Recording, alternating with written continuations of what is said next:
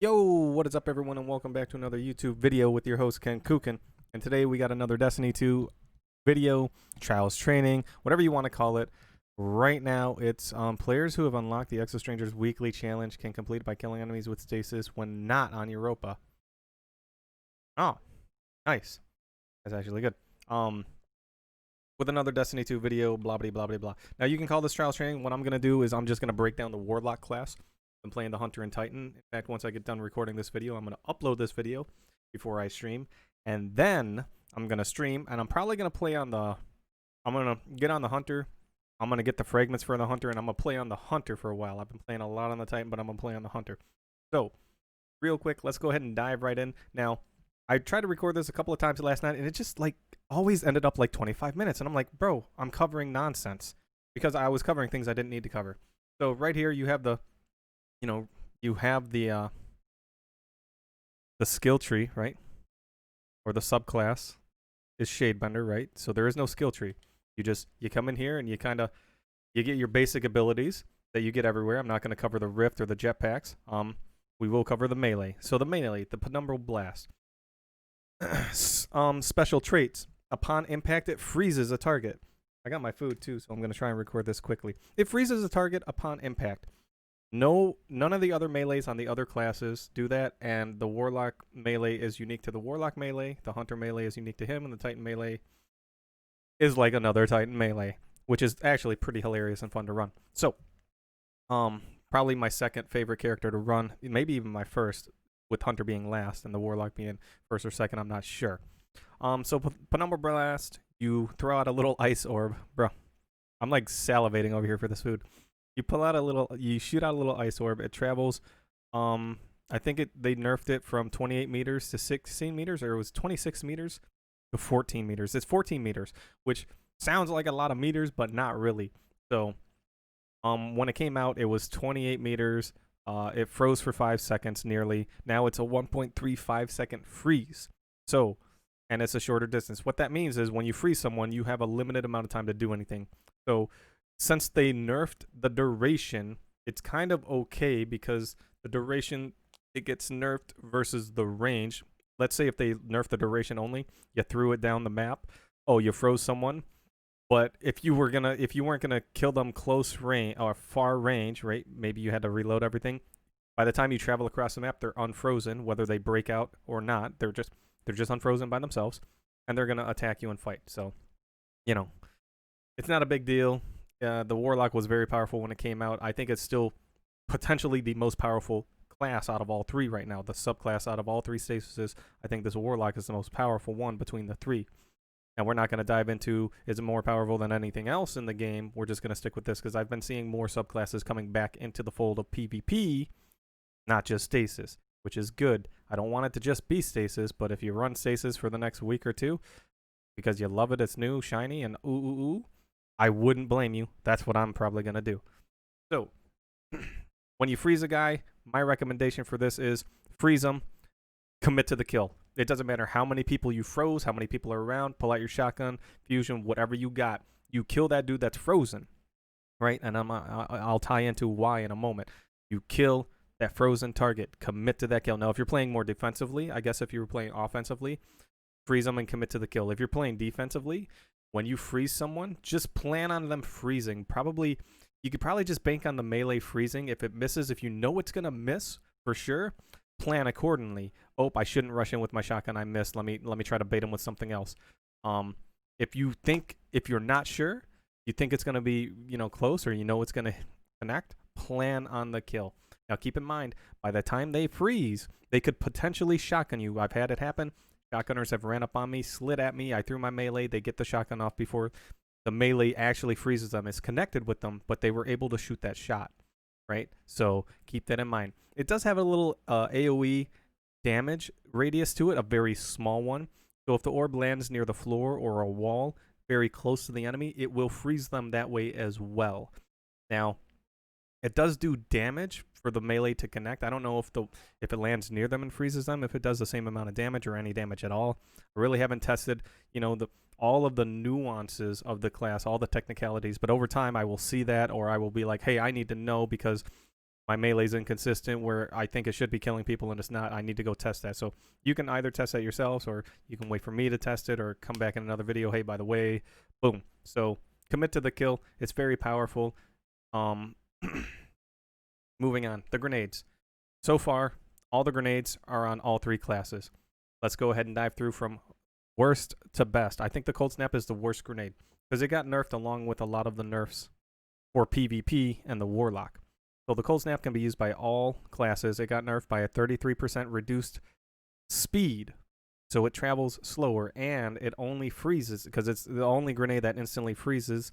One of the 2 grenades that instantly freezes. It just takes a lot less skill than the other one. So it only freezes for 1.35 seconds.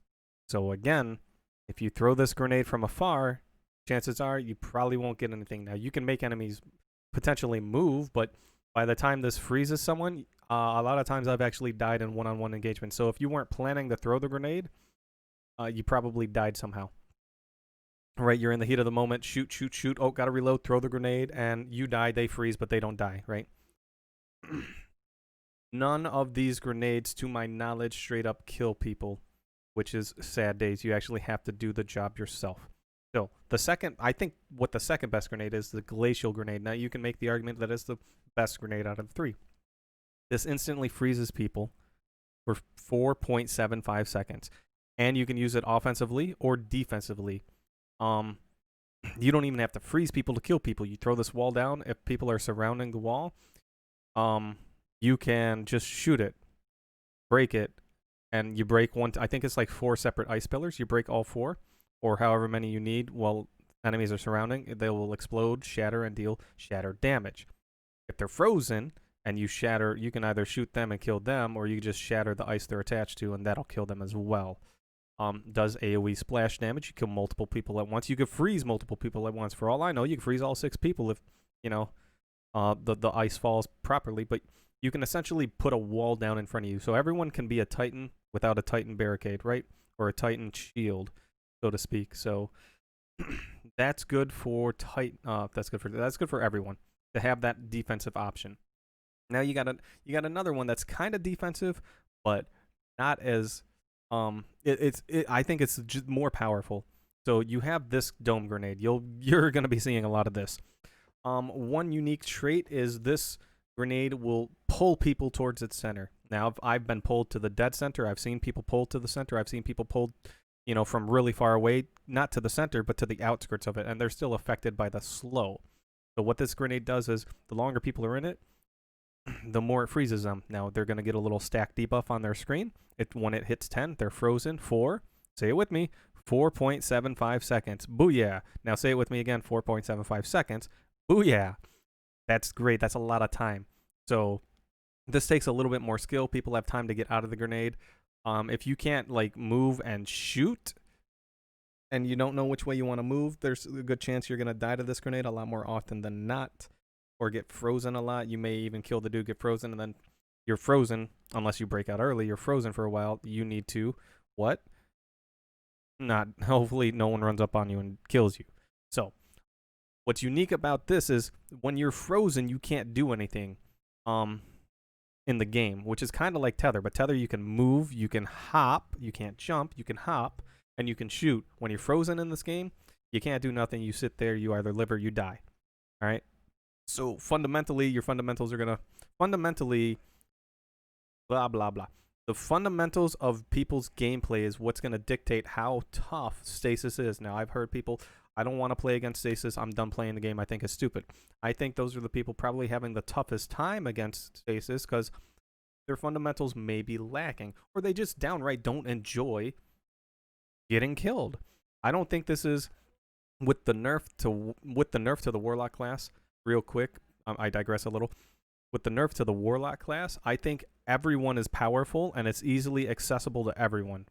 If we're all on the same level of field, I'm fine with that. But the people with more fundamental awareness and movement, they're probably going to excel, I don't know, a little bit, a lot, maybe, against other people that don't, because they're going to be able to react faster to your grenades thrown at them versus you reacting to the grenades they throw at you, and vice versa.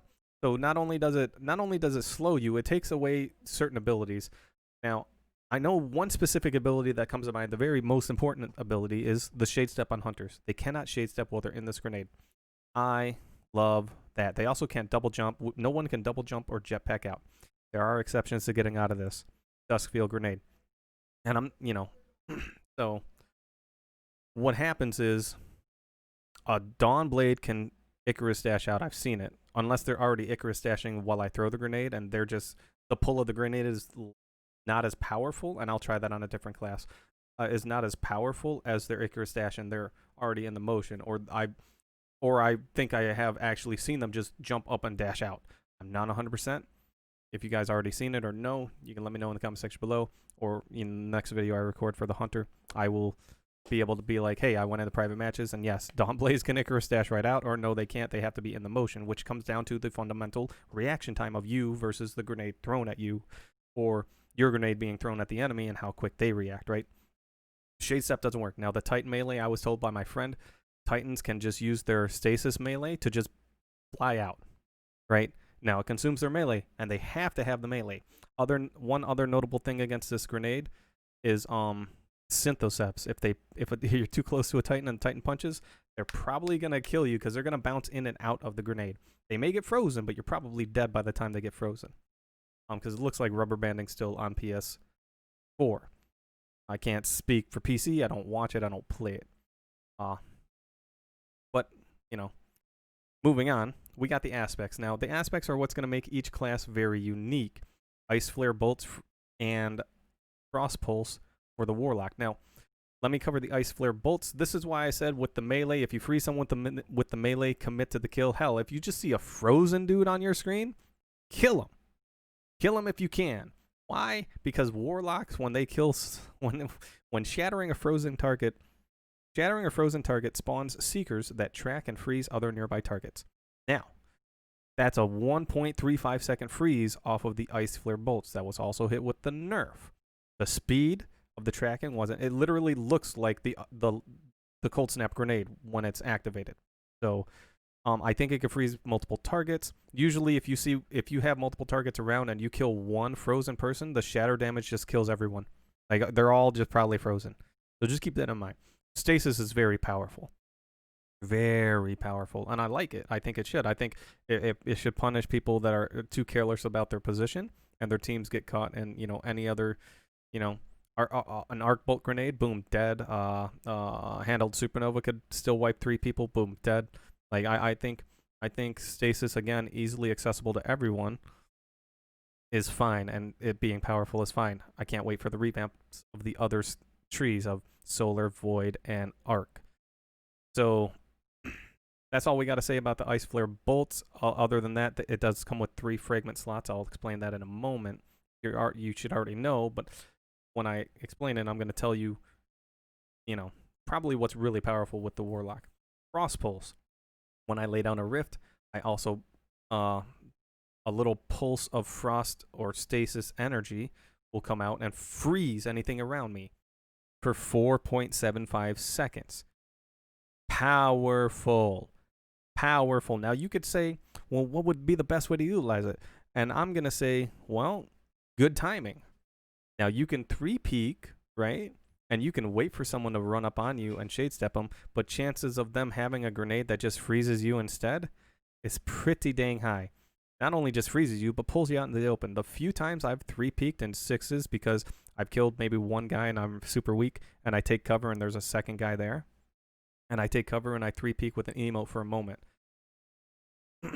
Once I got the aspect, I wanted to, not lay my rift down right away and try to bait people out. Well, they would wait, and they're like, oh, he's not coming out of cover? Throw the grenade, boom, and they pull me out into the open and kill me.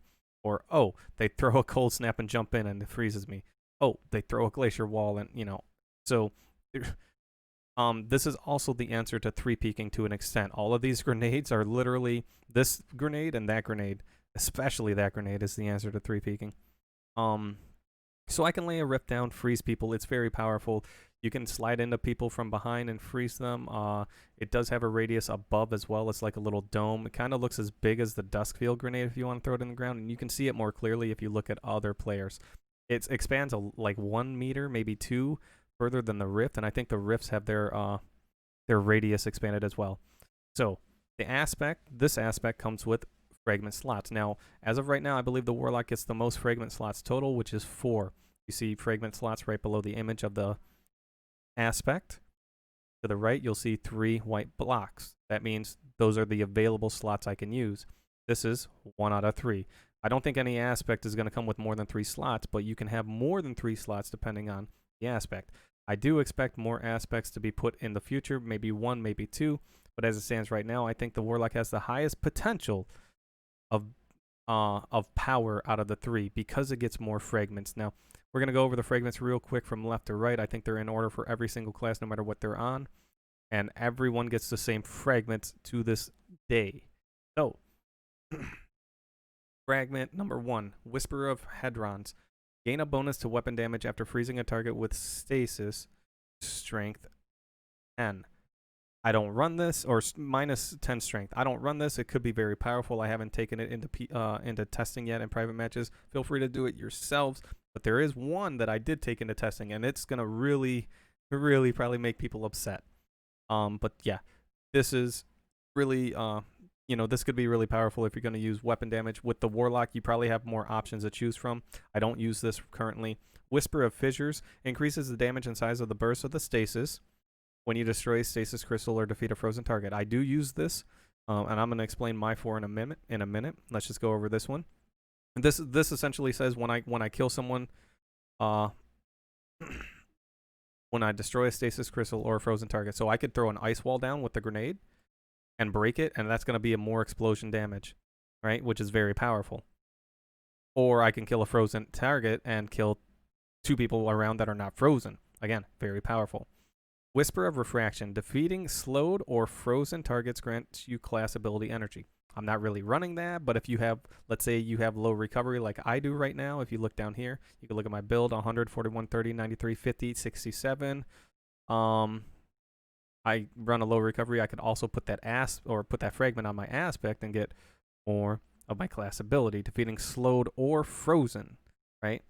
Then you have Whisper of Durance. Slow from your abilities lasts longer. For those abilities that linger, their duration will also increase, plus 10 to my strength.